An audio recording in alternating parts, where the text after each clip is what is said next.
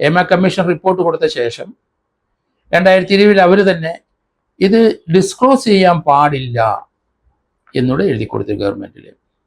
അതൊരു പിടിവള്ളിയായിട്ട് ഗവൺമെൻറ് നിൽക്കാം. പക്ഷേ വിവരാവകാശ കമ്മീഷൻ പറഞ്ഞു കഴിഞ്ഞപ്പോൾ ഗവൺമെൻറ് അതിൻ്റെ കുറച്ച് ഭാഗങ്ങൾ ലോ ഓഫ് പ്രൈവസിയിൽ വരാത്ത ഇരിക്കുന്ന അങ്ങനെയുള്ള ചില മാറ്ററുകൾ പുറത്തേക്ക് വിട്ടു. ബാക്കി ഹൈക്കോടതിയുടെ മുമ്പിലെത്തി. ഹൈക്കോടതി അത് പരിശോധിക്കാതെ തന്നെ ഇപ്പോൾ special investigation team government constitute ചെയ്ത് അവരാണ് മലയാള സിനിമയിലെ ഇപ്പോൾ ഈ ഹേമ കമ്മിറ്റിയിൽ വരാത്തതല്ലാത്ത ആരോപണം പറഞ്ഞ ഏകദേശം 18ഓളം ആൾക്കാരുണ്ട്. ഹേമ കമ്മിറ്റിയിൽ ചിലർ പറഞ്ഞിട്ടുണ്ടാവാം. ഏതായാലും 18 പേര് മലയാള സിനിമയിലെ ഉന്നതരായ പല വ്യക്തികൾക്കെതിരായിട്ട് പീഡന കേസുമായിട്ട് രംഗത്ത് വന്നു. അതിന് ചിലർ കേസെടുത്തിട്ടുണ്ട്, ചിലരത് ഡിഫെൻഡ് ചെയ്തിട്ടുണ്ട്, ചിലർക്ക് ജാമ്യം കിട്ടിയിട്ടുണ്ട്, ചിലത് കള്ളക്കേസാണെന്ന് പറഞ്ഞിട്ടുണ്ട്. അതിൻ്റെ സത്യാവസ്ഥ ഈ സ്പെഷ്യൽ ഇൻവെസ്റ്റിഗേഷൻ ടീം കണ്ടെത്തും. അവർക്ക് അതിൻ്റെ ഫുൾ ടെക്സ്റ്റുകൾ അതിനകത്തുണ്ടാവും. ആരൊക്കെയാണ് അന്ന് പരാതി കൊടുത്തത്, ആരൊക്കെയാണ് തന്നെ പീഡിപ്പിച്ചെന്ന് പറഞ്ഞത്, ആരൊക്കെയാണ് തന്നെ കബളിപ്പിച്ചെന്ന് പറഞ്ഞത്, ആരൊക്കെയാണ് സെക്ഷൽ അസോൾട്ട് ചെയ്തത്, ഇങ്ങനെയുള്ള 100,000 വിവരങ്ങൾ അതിനകത്തുണ്ട്. അത് മുഴുവൻ സ്പെഷ്യൽ ഇൻവെസ്റ്റിഗേഷൻ ടീം പരിശോധിക്കണം. അത് IG, DIGമാരും SP-മാരും ഒക്കെ അവരുടെ കൂടെ ഉണ്ട്. വെറ്ററന്മാരായ DYSP-മാരും SP-മാരും ആ സംഘത്തോടൊപ്പം ഉണ്ട്. 1 മാസത്തിനകം ഇതിനെപ്പറ്റി ഒരു റിപ്പോർട്ട് നൽകണമെന്നാണ് DGP പറഞ്ഞതെങ്കിലും 1 മാസമല്ല, 1 വർഷം എടുക്കും. അത് ഇവർ ഫുൾ ടൈം അതിനകത്ത് എൻഗേജ് ചെയ്തിട്ട് വരും. അവർക്ക് പലരും പല പോസ്റ്റുകളിൽ ഇരിക്കുന്നവരാണ് എങ്കിലും അവിടെ പലരെയും പോസ്റ്റ് ചെയ്ത് ഇതൊരു ടീമായിട്ട് തന്നെ കോൺസ്റ്റിറ്റ്യൂട്ട് ചെയ്യേണ്ടി വരും. അത്ര ബൃഹത്തായ ഒരു റിപ്പോർട്ടാണ് ഹേമ കമ്മിറ്റി കൊടുത്തിരിക്കുന്നത്. അതിനകത്ത് മലയാള സിനിമയിൽ പല രംഗത്തും പ്രവർത്തിക്കുന്ന ആൾക്കാർ പല സ്ത്രീകളെയും നടിമാരെയും പീഡിപ്പിച്ചിട്ടുണ്ട്. അത് ഇനി സപ്രസ് ചെയ്യാൻ പറ്റില്ല. അതിന് മുഴുവൻ കോഗ്നിസബിൾ ഒഫൻസ് അതിനകത്ത് അട്രാക്ട് ചെയ്തെങ്കിൽ അതിന് കേസെടുക്കണം. 100 കണക്കിന് കേസുകൾ വരുമെന്നാണ് എൻ്റെ ഒരു കണക്കൂട്ടൽ. മഹാരഥന്മാരൊക്കെ പലരും ഇതിനകത്തുണ്ടാവും. വൻമരങ്ങൾ പിഴുത് വീഴും എന്നാണ് ഞാൻ കരുതുന്നത്. ഇത് നേരത്തെ നമ്മൾ പോലെയുള്ള ആൾക്കാർ പറഞ്ഞിട്ടുള്ള കാര്യം തന്നെയാണ്. മലയാള സിനിമയിലെ പലരും, പൊതുജനങ്ങളും രാഷ്ട്രീയക്കാരും പലരും ആ WCCയിലുള്ളവർ വിമർശിച്ചെങ്കിലും അതിനെയൊക്കെ അവരെ അതിജീവിച്ചു. തൻ്റെ ഇടത്തോടെ 3-4 പേര് രംഗത്തുണ്ടായിരുന്നു. അവരെ എല്ലാം നമ്മൾ ഇപ്പോൾ ഓർക്കുന്നു. അത്ര തൻ്റെ ഇടത്തോടു കൂടിയാണ് അവർ രംഗത്ത് വന്നത്. അതിനൊരു പരിഹാരം കിട്ടിയവർക്ക് ആ ഹേമ കമ്മിറ്റി വന്നു. അതിനകത്ത് കുറ്റക്കാരായ പലരെയും പേരുകൾ വന്നിട്ടുണ്ട്. അവർക്കെതിരായിട്ട് നിയമപരമായ നടപടി എടുക്കാതിരിക്കാൻ കഴിഞ്ഞ 5 വർഷം സർക്കാർ ശ്രമിച്ചെങ്കിലും അത് പാളിപ്പോയി.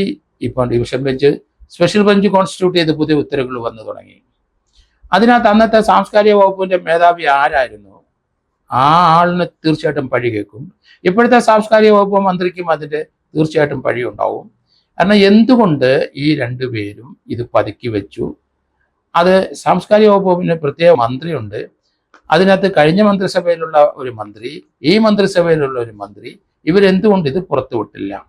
ആ വകുപ്പിനകത്തുള്ള ചില അത്യുന്നത പോസ്റ്റ് വഹിക്കുന്ന 3-4 പേരാണ് രഹസ്യമായിട്ട് ഇത് കണ്ടത് എന്ന് പറയുന്നു.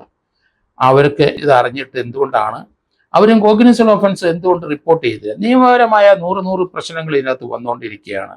അതുകൊണ്ട് പത്രക്കാർക്കും ഹൈക്കോടതി വിലക്കിയില്ല. പക്ഷേ ഈ കേസിൻ്റെ അന്വേഷണത്തിൻ്റെ ഉദ്യോഗസ്ഥന്മാർ അങ്ങനെയുള്ള വിവരങ്ങൾ അവരുമായിട്ട് പങ്കുവെക്കരുത്, പത്രക്കാരുമായിട്ട് സംസാരിക്കരുത്. പത്രക്കാരുടെ ജോലി ചെയ്യും, അതിന് തടസ്സമില്ല എന്നുള്ള രീതിയിൽ ഹൈക്കോടതി പറഞ്ഞിട്ടുണ്ട്. എന്തായാലും ഇനി ഈ അന്ന് ഹേമ കമ്മിറ്റിയിലെ മൊഴി കൊടുത്തവര് അവിടെ പറഞ്ഞിരിക്കുന്ന വിവരങ്ങൾ കോഗ്നിസബിൾ ഒഫൻസ് ആണെങ്കിൽ അത് ഈ പുതിയ ടീം കേസെടുക്കും. പല നടന്മാർക്കും അതിന് സമാധാനം പറയേണ്ടി വരും, അവർ ജാമ്യം എടുക്കേണ്ടി വരും, അല്ലെങ്കിൽ ജാമ്യത്തിന് പോകേണ്ടി വരും, അവർക്കെതിരായിട്ടുള്ള കുറ്റച്ചാർജ് വരും, അവർ ട്രയൽ ഫേസ് ചെയ്യേണ്ടി വരും. വരാൻ പോകുന്ന പൂരം ഇനി കാണാൻ പോകുന്നതാണ്. ഇത് വിവരാവകാശ കമ്മീഷൻ ഇത് പ്രസിദ്ധീകരിക്കണം എന്ന് പറഞ്ഞപ്പം വരാൻ പോകുന്ന പുകിലിനെ പറ്റി ഞാൻ പല പ്രാവശ്യം റിമൈൻഡ് ചെയ്തിരുന്നു. ഇതൊരു പുകിലായി വന്നിരിക്കുന്നു. കാരണം ഒന്നിൻ്റെ പുറകെ ഒന്നായി ഓരോരോ സംഭവങ്ങൾ വന്നുകൊണ്ടിരിക്കുകയാണ്. ഈ 18 പേര് ഇപ്പം തങ്ങളെ ലൈംഗികമായി പീഡിപ്പിച്ചു എന്ന് പറഞ്ഞ ആരോപണം പറഞ്ഞ സ്ത്രീകൾ അവർ ഈ ഹേമ കമ്മീഷൻ മൊഴി കൊടുത്തവരാണോ എന്ന് നിശ്ചയമില്ല. അവർ മൊഴി കൊടുത്തവരാണെങ്കിൽ ആ കൊടുത്ത മൊഴിയനുസരിച്ച് ഇപ്പോഴത്തെ പറഞ്ഞിരിക്കുന്ന വിവരത്തിനകത്ത് കൂടുതൽ വിവരം ഉണ്ടെങ്കിൽ ആ വിവരത്തിനൂടെ കേസിനകത്ത് ഉൾക്കൊള്ളിച്ചുകൊണ്ട് നടപടി മുന്നോട്ട് പോകും. മലയാള സിനിമ നടന്മാർ പലരും ഇതൊരു ലാഘവത്തോടെയാണ് കണ്ടത്. അവരൊരു കളിയാക്കുന്ന രീതിയിലുള്ള സംസാരമാണ് പലരും ചെയ്യുന്നത്. അതല്ല, സ്ത്രീകളെയാണ് പീഡിപ്പിച്ചത്, നിങ്ങളൊന്ന് ആലോചിച്ചോണം. അങ്ങനെ പീഡിപ്പിച്ച ഒരാള് ഇപ്പൊ 7 വർഷമായിട്ട് കേസ് പറയുന്നത് നമുക്കറിയാം. അതേ ഗതി മലയാളത്തിൽ ഈ പീഡനത്തിനകത്ത് ഇത് സപ്രസ് ചെയ്ത് വെച്ച് ആ സ്ത്രീകളെ കളിയാക്കുകയും ആ സ്ത്രീകൾക്കെതിരായിട്ട് കേസ് കൊടുക്കാനും ശ്രമിക്കുന്നവർ സൂക്ഷിച്ചു വേണം. കാരണം മോശമായ രീതിയിൽ അവർക്കെതിരായിട്ട് കേസ് കൊടുത്താൽ തീർച്ചയായിട്ടും സമാധാനം നിങ്ങൾ പറയേണ്ടി വരും. വീണ്ടും ഈ പീഡിപ്പിച്ച കേസല്ലാതെ അവരെ അവമതിപ്പിനും അവർക്കെതിരായിട്ടുള്ള ചില വാക്കുകളുടെ പ്രയോഗത്തിലും അടുത്ത കേസുകൂടെ നിങ്ങളുടെ പേരിലുണ്ടാവും. അതുകൊണ്ട് മലയാള സിനിമാ നടന്മാരും ആ സിനിമാ മേഖലയിൽ പ്രവർത്തിക്കുന്നവരും മര്യാദയ്ക്ക് മിണ്ടാതിരിക്കുന്നതാണ് നല്ലത്.